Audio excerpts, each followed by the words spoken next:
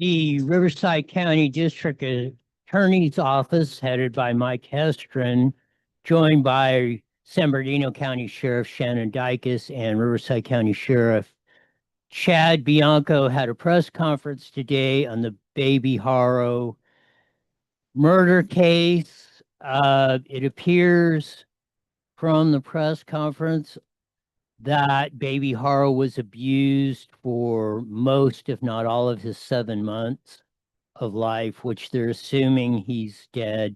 More stuff has come out on this particular case. We're going to run one clip. We're going to have some more on this in the later on edition of the show.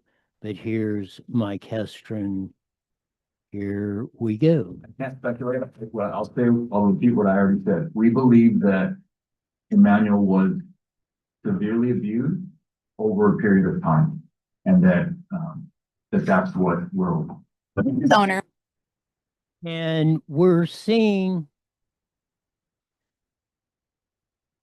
the press conference indicated, and I think the DA and the sheriffs were both in agreement that all the evidence they've collected so far has shown that Baby HARO had endured much abuse in his 7 months of life. So we shall see how the investigation moves forward. There's some more updates on that as far as if they know or have an idea where the remains may be, and much other stuff we'll get onto later in the show. The other tragedy that was breaking this morning: 2 children dead, 17 others injured in a shooting at a Catholic school in Minnesota. Of course, again, all sorts of speculations going on. We at IE Newswire, we don't roll in the speculation until we have more facts of what's going on.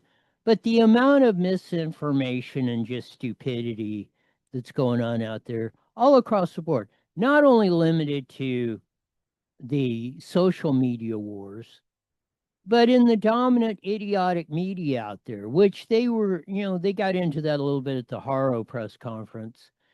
But why don't we stick to the facts and let's at least get some updates, get some questions in, do some investigative reporting before you start going off half-cocked on all this stuff.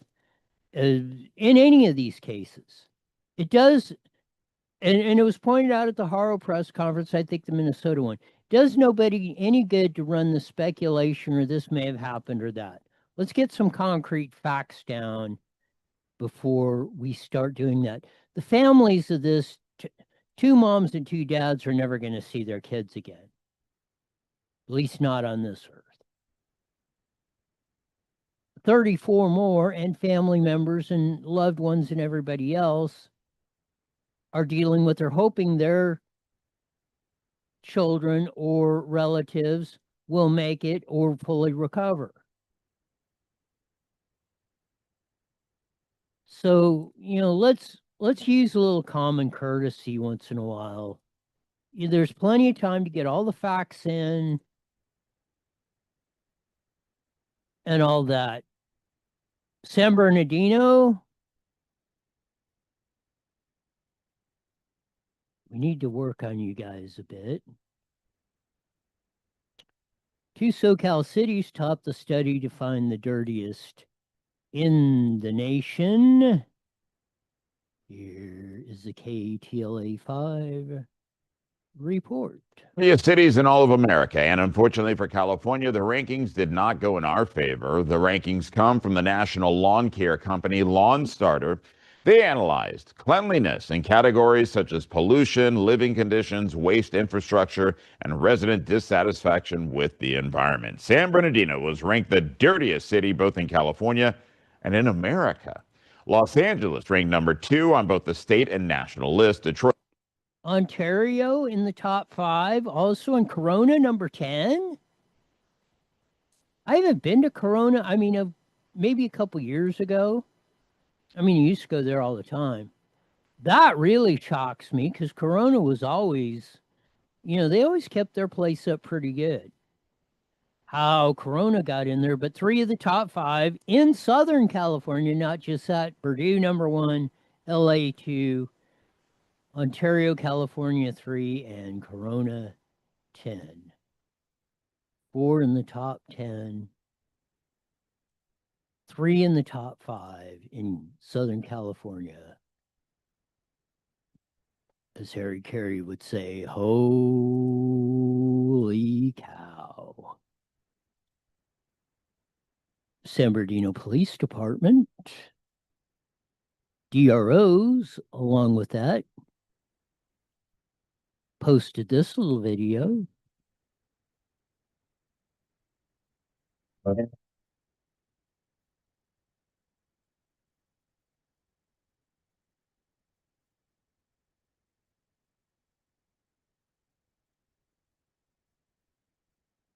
And they are correct. Results matter. And I see a lot of them for all the brickbats that get thrown at San Bernardino. I do see their police department has made, at least from my vantage point, some may disagree, has made a great strides in serving the community and improving their service. Is Alex Padilla going to be the establishment pick for governor? Just a snippet of the ABC 7 SF Bay report. California governor and the gubernatorial race that's been in need of a frontrunner now reportedly tonight, U.S. Senator Alex Padilla is considering throwing his hat into the ring. Good evening. Thank you for joining us. Could be. Maybe Alex Padilla is going to be the pick. We'll hopefully get to that later on in the show. Another one coming up, and I've always said California is really 2 distinctly different areas. You take the I-5 freeway that goes from San Diego all the way to Eureka from the top, and you take to the west of that, and that's about 2/3 of population all against the coast. Extremely democratic, but that's 2/3 of the population. That's the blue part. The golden part, which we need to return to as a once golden state, but where 1/3 lives, is very center right Republican.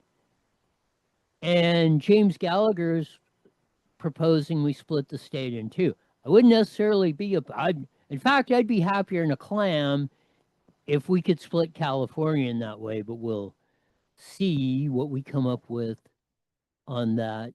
The odds of that happening are out of this world. Not impossible, like a cat being attacked by a cat with a tank, but highly unlikely. Cracker Barrel announces it's changing its logo back after the rebrand again.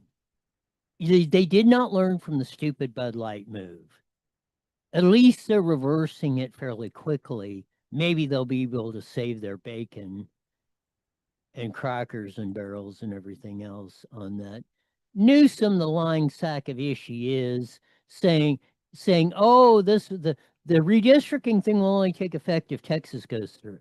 Now, when you put it on the ballot, son, hopefully we'll roll into that. Of course, Prop 63, when Newsom, Darrell Steinberg, in 2004, the Tax Rich White Boys Act, 2004, oh, we're gonna eliminate vagrancy. No more people with mental illness on the streets. Going to be done in 5 years. 2009, won't be any. This is the 22nd anniversary of them conning the Californians into it, and vagrancy and mental illness on the street is 134,000% worse than it was.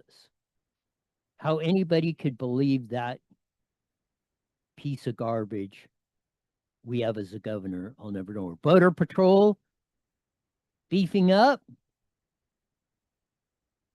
in SoCal. Guard troops have begun policing the nation's capital, and now the president is threatening to deploy National Guard troops to cities like Chicago and Baltimore. Tonight, we're learning more about the Border Patrol's plans to expand operations here in LA.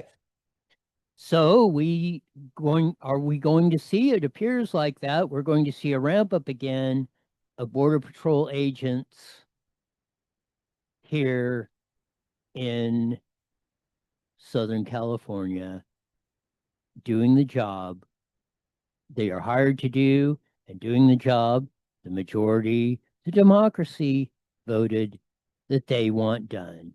We'll get to more of this in the rest of the hour of the show. Strap those seatbelt tights. It's going to be fun. Of course it is.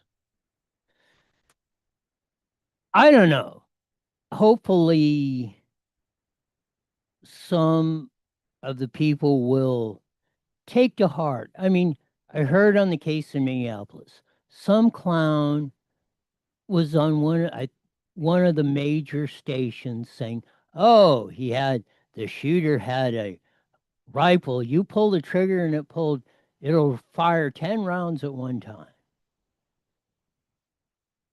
Same with the baby HARO case. You had people out there reporting, "Oh, they found the baby, they found the remains, and we're sitting here at Gilman Springs Road," and all that. And the speculation that goes on. It's really disheartening to hear the misinformation going on. We got a lot of good information. We'll go through some of the clips since Susan Shelley won't be on today. She'll be on tomorrow. She had other commitments today. She's usually on Wednesday when we come on in KMET. But there was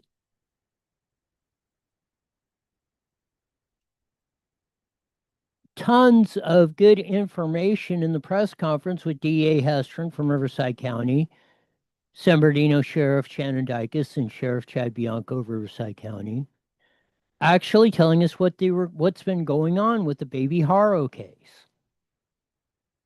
That they do believe they know the general area where the remains are. The parents are somewhat cooperating, that they believe there was a long-term 7 months that baby HARO is believed now to be alive or was alive, suffered severe abuse. It just wasn't a one-time thing. So we got some concrete information, and we got, like Mike Hestron had an exchange with one of the reporters. He said, just what you're saying is not true. So hopefully more people will catch, and more people will be more responsible just because it was on the internet. I mean, we put it up as soon as it was indicated that Jake Haro was out there with sheriff deputies out there on Gilman Springs Road. We put it up. And then with the deal, and then there's this people out there, "Oh, they found the body and this and that and that." And again, I got with the sheriff's department again and said, "You guys need to put out a press release." And Sheriff Shannon Dykes did, saying no body was recovered, and we published that along with others. We got to be more responsible. Just because you can post things on, most people have the ability now with computers and phones and everything, and Citizens Reporter, and that ultimately, if used correctly, it's a very good thing. But if we're using it to spread fear and speculation and untruths, or we haven't had confirmed reports,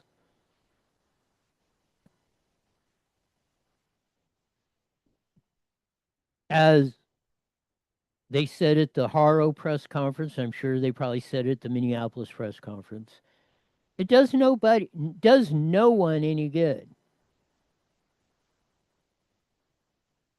So we'll pick up on that here in about 5 minutes. I wanted to get to this because of the school safety issue. It's been brought up. Fred Banuelos, who is a certified NRA firearms instructor and resident of Marina Valley, goes to school board meetings, mainly Val Verde and Moreno Valley. He has been down to Riverside bringing up the issue. This is like one of his hot topics, is school safety. And they had to have their school safety plan, which I think is Ed Code. All school districts in California had to do it. It was on the agenda. So here's Fred's comments at the crime syndicate last night around 6 o'clock. Safe school plans you're going to be talking about tonight. Every time we talk about school safety, I feel it's my duty to remind you how I feel about that. You know, I spoke at Valverde, the city council, and here in the past. I've told you about the church threat, how armed guards took out the threat within seconds. And when seconds matter, we shouldn't have to wait minutes for law enforcement to take out the threat. We need an armed guard at every school. Those will act as deterrents. You guys, when I see you at here, most of the time you have an armed guard, or at council meetings, I'll see an armed guard, the state of the city. Fred's exactly right. The first responder is who's ever on the scene when an incident happens, no matter what it is. And we need to get good guys with guns in our areas all the time, and especially our schools. There was no fireback like the Minneapolis deal. It was reportedly the gunman turned the gun on himself after 20 seconds. or killing 19 or 20 or 21 or whatever the number was. But there was nobody firing back. You're sitting in a school, in a church, in a public area with a lot of people. 5 seconds. Can you hear me? There needs to be good guys with guns at those places in our society today, bar none. Oh man, it's something else. We'll be joining the Mighty Met KMET. I don't know. I'm not hearing you. Can you hear me? Jesse, if Hello? you are clicking in on this deal, but we'll see. I'll hit the intro music here in a few seconds. Regardless of that, so here we go.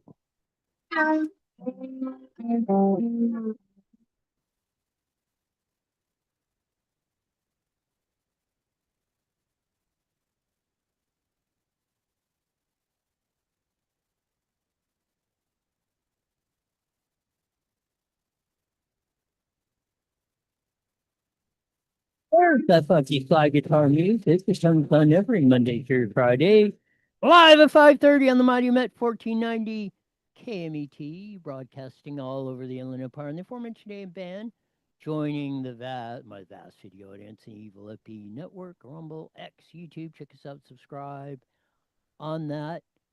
Wow. What a day. It's the Riverside District Attorney is on, had a press conference about the baby HARO case. Mike Hestron, our DA. He had Sheriff Shannon Dykes, San Bernardino County, which is the lead investigative agency since the first report was in Yucaipa, which is actually in San Bernardino County, where Jake and Rebecca HARO, the ones that are charged with the murder of baby Emmanuel HARO. They live in Cabazon, which is in Riverside County. Even though there's only about 15 miles between Cabazon and that, you're crossing two counties. But they laid out the hierarchy in the press conference today. We're going to play some clips from said press conference. Here's number one. See if she goes. So in 2018, Jake HARO with his ex-wife, there's another child who they were prosecuted for child abuse as well, child neglect, cruelty. That child was also an infant, and that came to the courts, arrested in 2018. It came in to the courts in 2023. We had charged various felony crimes, child abuse, child cruelty. And our indication or our what we wanted out of the case was prison. We believed it was a prison case and that Jake HARO should have gone to prison. Jake HARO pled straight up to the court, which sometimes. So we have Jake HARO in 2018 admitted to, convicted, pleaded guilty, whatever, to extreme child abuse to a daughter he had had at that time. Case was prosecuted by the Riverside County DA. Mike Hestron was the head of that at that time. And they asked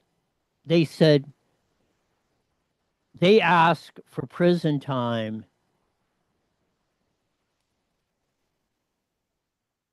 in the case. Here is video number 2. In this case, a judge here in Riverside County happened to have been a visiting judge from San Bernardino County, gave Mr. HARO a suspended sentence, which means, if I can translate for you what that is, it means that instead of sending him to prison, he chose to give him probation and suspend prison time sort of over his head, meaning that if he violated his probation, he would then go to prison. My prosecutor in the courtroom objected to that and said on the record, we object. We think it's a prison case. You should send him to prison. And the judge decided, as is the judge's right to do in that case, he decided that Mr. HARO deserved an extra break and gave him probation and basically 180 days of work release, which ends up being like community service. So we have a case, as Mike Hestron points out, Jake HARO is convicted of, and you're going to hear exactly what happened here in a sec.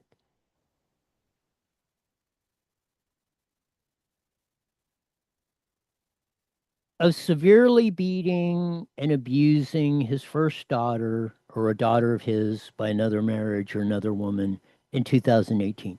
And the judge lets it go. Lets him off with probation.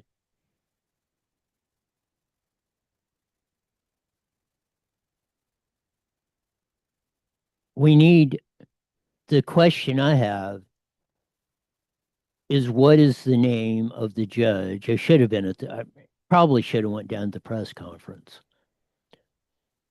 What is the name of the judge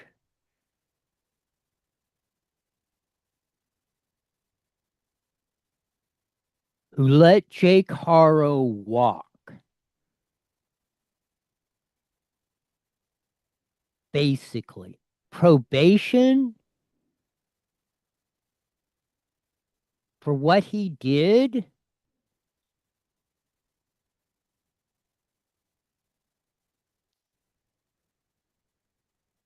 It's stunning, but we're not done yet. That it was an outrageous error in judgment by this judge. And I don't have any problem saying that. I'm not attacking the judge personally. That decision was absolutely outrageous. Mr. HARO should have been in prison at the time that this crime happened.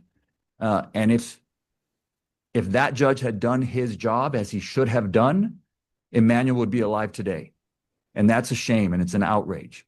And I hate to say that, but when our criminal justice system breaks down, I'm going to just call it like it is and tell you it broke down. It's not how it's supposed to work.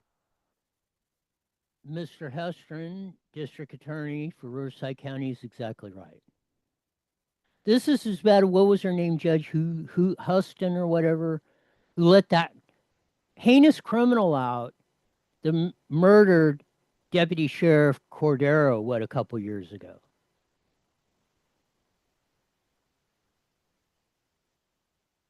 And of course, everybody was outraged, but it appears that she dodged, didn't know punishment. It's hard to recall. It's almost impossible with Newsom in the skunk legislature we have. Change the rules where it's basically almost impossible to recall anybody, politician, judge, or anybody else. This judge should be held accountable. No jail to cutting him a break.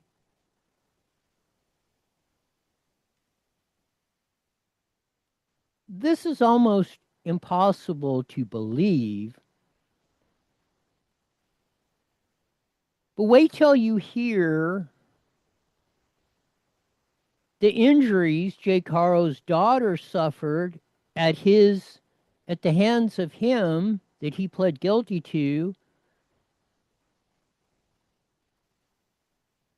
in 2018.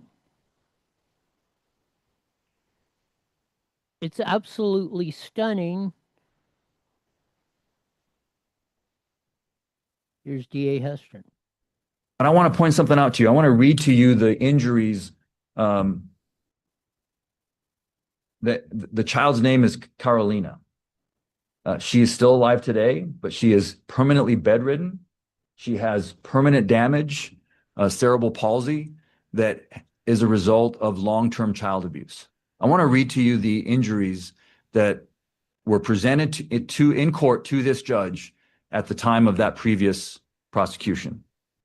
Acute fracture of the posterior left rib, fifth rib, healing fractures of the posterior lateral 6th, 7th, and 10th through 12th ribs, healing fractures of the 6th and 9th through 12th ribs, partial bone fracture of the skull, brain hemorrhage, significant prevertebral soft tissue swelling of the neck, and a healing tibia fracture of the right leg. This is severe abuse for an infant. And so whatever you think of the criminal justice system and people need a break, someone who does that to a child belongs in prison, period. Next. Mike Hestron is a much better person than I. Because in my world, someone who does that to a child deserves the frickin' death penalty. Multiple rib fractures, skull fractures, brain hemorrhaging, broken leg. And he got 0 prison time, community service, probation. Shannon Dykes, the sheriff of San Bernardino, put it out there. We're dealing with a guy who knows the system, who's a serial criminal abuser of children.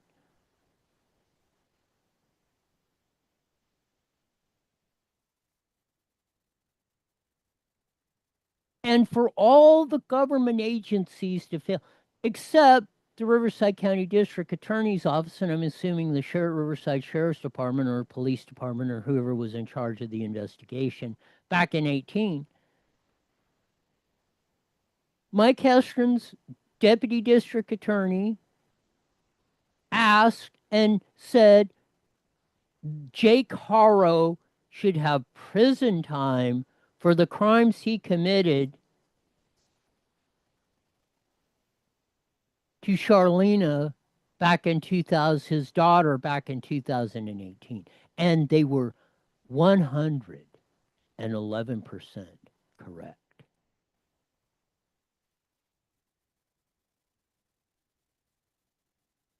We cannot pussyfoot around these issues any longer.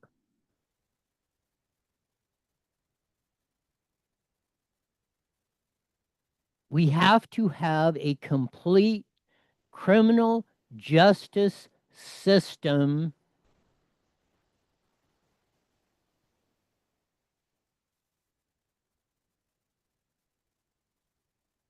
so when we catch a bad person, perpetrator, shooter, murderer, child abuser, sex trafficker, or whatever, violent criminals,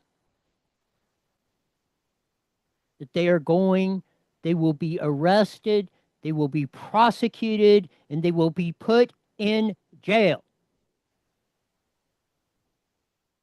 At a minimum, like I said, Mike Hestron is probably a much better person than his deputies, or probably much better people than I. Because what happened to Charlena, in my view, he deserved the frickin' death penalty in 2018.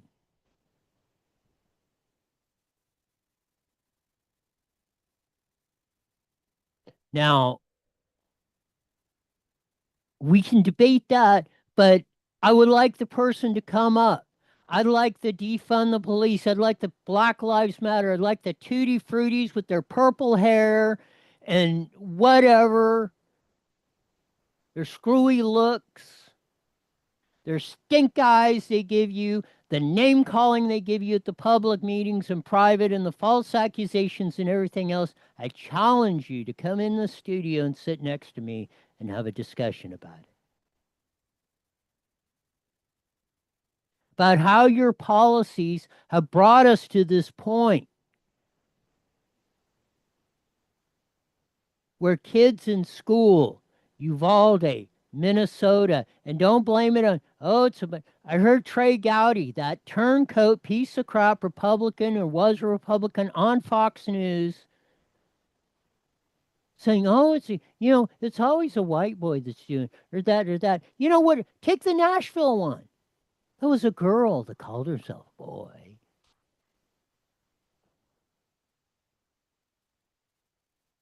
Again, the name calling, the speculation, the stupidity, it goes on all across the board. It goes from the Black Lives Matter crew to the establishment Republicans, like that piece of crap Trey Gowdy. Oh, we got to have more. Government's got to have more rules and regulations. No, like Fred said, I don't care where, schools, anywhere. We should be demanding as a society there's a good guy with a gun.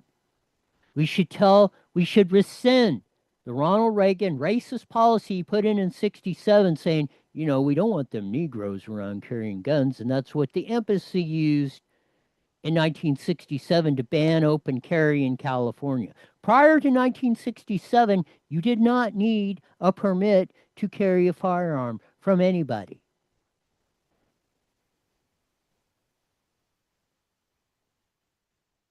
And I want somebody to come in here and dispute me, because that's exactly what happened.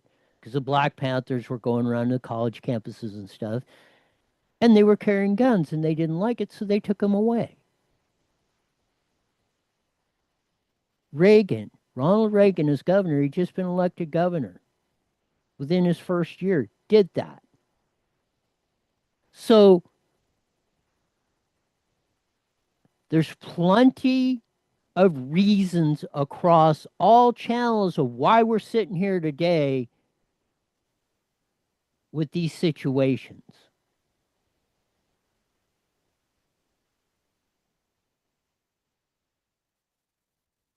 Every one of you that is too chicken crap to go down to your local county board of supervisors, your school boards, your city councils, and demand this stuff change.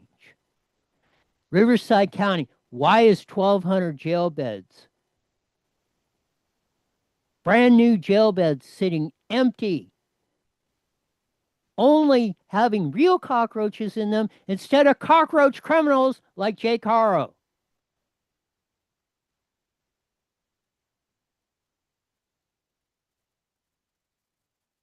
We need to fully fund our court system so when the cops do finally arrest somebody or find somebody, they can prosecute them. And then we need the Indio jail. Manny Perez, get off your rosy ass and open up or tell Newsom or put it on there to reopen the Chuckawalla prison that he closed down there in Blythe in your district that you were crying crocodile tears. Oh, we get down. But you won't do a darn thing to help it, to help keep it open. Sheriff Chad said he'll take it over. Let's get it done.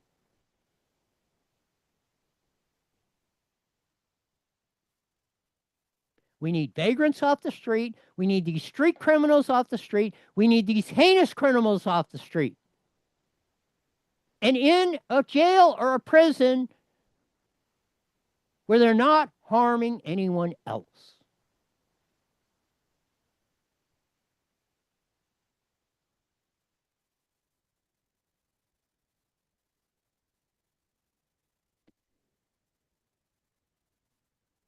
I appreciate Mike Hestron, Sheriffs Dicus and Bianco for sitting there and answering the questions. They went through, it's about a 45-minute press conference or so. They answered all the questions, didn't duck them. This should happen more often. And I'm going to ask Sheriff Chad, DA Hestron, Sheriff Dicus, get to your county boards of supervisors. I want to see you there every meeting pleading this case. I want to see you asking every meeting to open the Indio jail, Sheriff Chad. I want you down there. I think you should. I want you, but I think the community wants you down there asking to fully fund your office and the courts so we can prosecute them.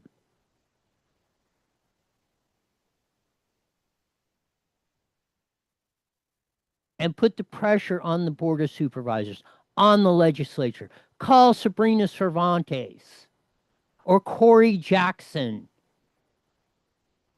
and Leticia Castillo and our new one that's going to come in, Natasha Johnson, and put together a press conference or a forum or a public meeting or something, and let's hash this thing out.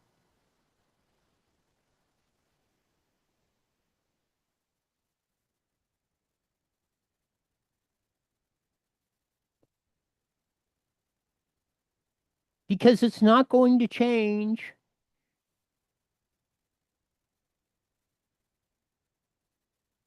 unless we do. These things, you're going to be back up here with press conferences and investigations and the heartbreaking stories.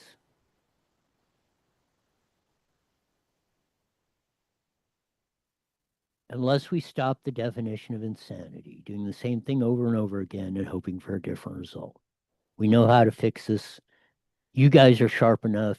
You're way sharper than me on this particular stuff because you deal with it every day.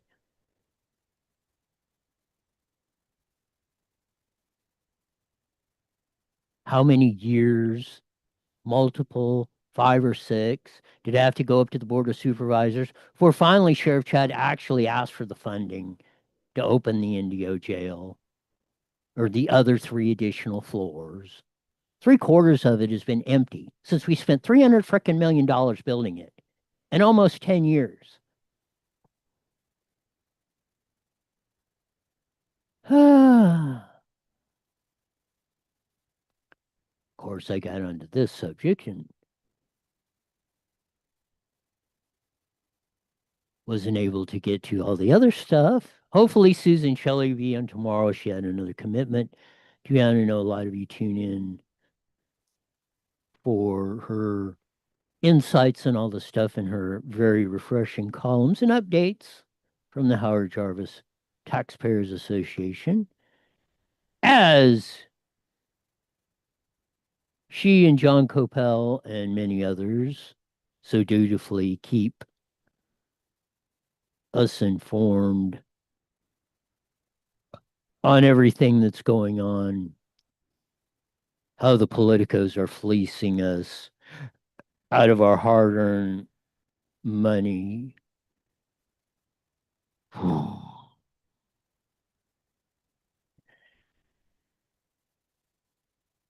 Some of the local news we reported yesterday was the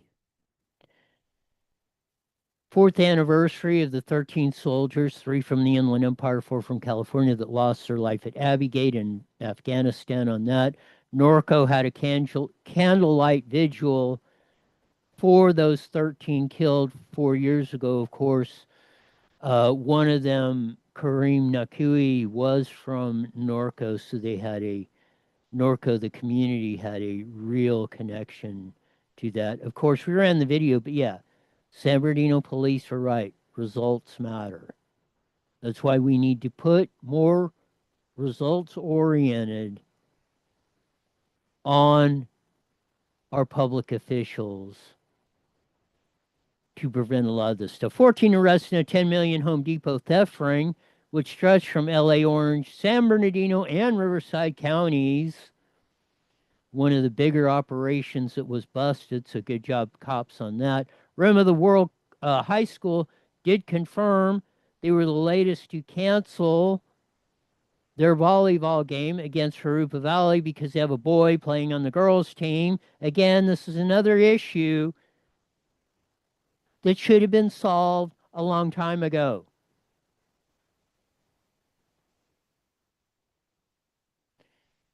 Chino Police Department reminds drivers to keep the final days of summer fun not fatal. Here, thanks for the reminder. And of course, Labor Day's coming up, so please do not drink or have any of those funny cigarettes or any of the other drugs or anything else, or any other thing that impairs you for driving. Remember, it's driving under the influence. And there's a lot more than that. Looks like Natasha Johnson will succeed Bill Asaley in the AD 63 seat, which goes around Corona, or a little bit of Corona, most of Norco, down into Woodcrest, into that, and I think into Menifee of that. So congrats to Natasha Johnson, former, or well, should be former councilwoman mayor of Lake Elsinore. You got a tough job, but hopefully you'll start straightening out a lot of these things we'll be talking about. Hopefully you'll come in studio like the others that want to duck us. And that man arrested at Palm Springs Airport after TSA allegedly finds a loaded gun in his carry-on bag. Of course, there's a press conference from, and we ran it there this morning at on the Baby HARO murder case. Of course, the 2 dead, 17 others wounded in that Catholic school shooting in Minneapolis. Jane Wurzma appeals to the state, saying investigation into her complaint against a colleague, Stephen Schwartz, was botched. She filed a harassment claim against Stephen Schwartz that I don't remember who, but somebody decided not to prosecute it. Covered California price spikes in 2026. Inland Empire projected to be hit hard. Hopefully in the rest of the week we'll address that more. You want a government health care, you got it. Now deal with the consequences. There's a scene from Corona, California, now in the top 10 dirtiest cities. They're in the early 1900s when they were known as the Circle City. For the great racetrack was there that the great Barney Oldfield ran on. Pointed intentions.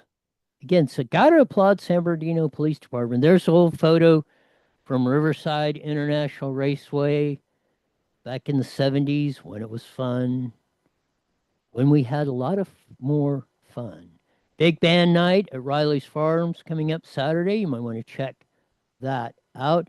That Border Patrol agent from Hemet was found dead in his home. And that will do it for today. Usually say at this time, mandatory, you're back here in 23 hours. Why? You're the best darn show in the wide world. Till then, see ya.